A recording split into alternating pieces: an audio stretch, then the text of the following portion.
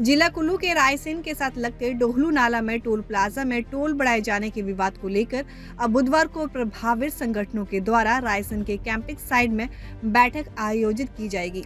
हालांकि इस विवाद को सुलझाने के लिए सोमवार को NHAI और कुल्लू प्रशासन की बैठक रखी गई थी, लेकिन इस बैठक में भी कोई नतीजा नहीं निकल पाया।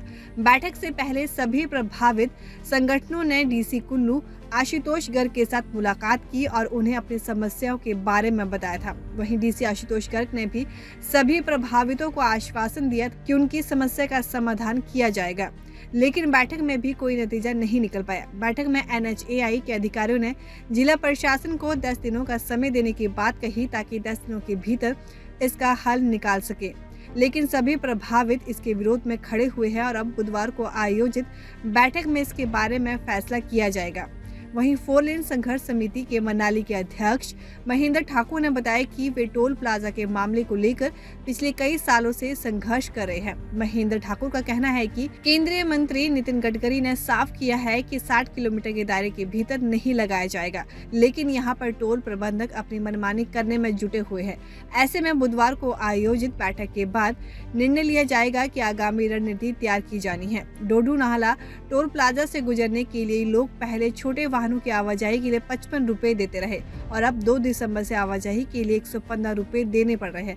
हालांकि डोडू नाला टोल प्लाजा के लिए पहले से ही लोग यहां पर इसे स्थापित करने के हक में नहीं थे, क्योंकि कुल्लू गेमन पुल से लेकर मनाली तक की सड़क 4 लेन के दायरे में नहीं है। उसके बावजूद लोग पिछले 2.5 वर्षों से टोल टैक्स देते हैं। वहीं अब NHAI ने 2 दिसंबर से टैक्स को 2 गुना से अधिक कर दिया है, जिससे लोग परेशान हैं। हालांकि यहां पर स्थापित इस टोल प्लाजा को तत्कालीन सरकार ने आनंद फानन में इसके निर्माण को मंजूरी दे दी है, मगर 4 लेन की कसौटी पर कुल्लू से मनाली तक की सड़क मात्र डबल लेन है। गौर है कि कुल्लू आने जाने के लिए छोटे वाहनों से जहां 35 और 20 रुपए लगते थे, अब ये राशि बढ़ाकर 75 और 40 रुपए कर दी है। टोल प्लाजा को क्रॉस करने के लिए जिस तरह से दरों को 2 गुना कर दिया है, इससे जनता में भारी रोष है। आज 2 दौर की बैठकें हुई। पहले दौर में जन समस्याओं को सुना गया, जो प्रभावित थे। जितने भी संगठन आज आए थे, लगभग 30 से 32 संगठन थे और पूरी जो है कुल्लू की प्रबुद्ध जनता, जिसमें 100% जो है कुल्लू की जनता प्रभावितों में श्रेणी में आते टोल टैक्स के इन्हांसमेंट और टोल लगाने से। आज 2 दौर की बैठक हुई। पहले दौर में ये कहा गया कि जो भी हुआ है वो गलत हुआ है, लेकिन जैसे ही नेशनल हाईवे के साथ इनकी इंडिविजुअल प्रशासन की बैठक हुई, तो प्रशासन की बैठक के बाद फिर हमारी बैठक हुई।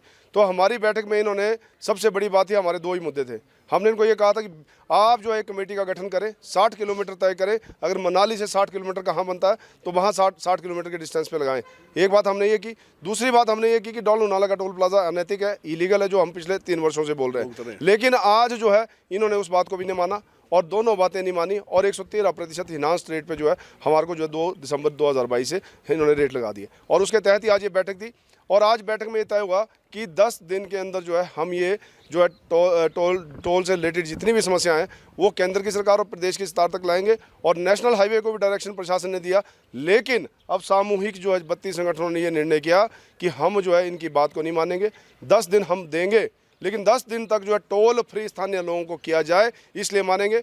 अगर 10 दिन के बाद अगर ये कॉरस्पॉन्डेंस करते हैं, अगर ये कोई सोल्यूशन निकलता, हम फिर बैठेंगे।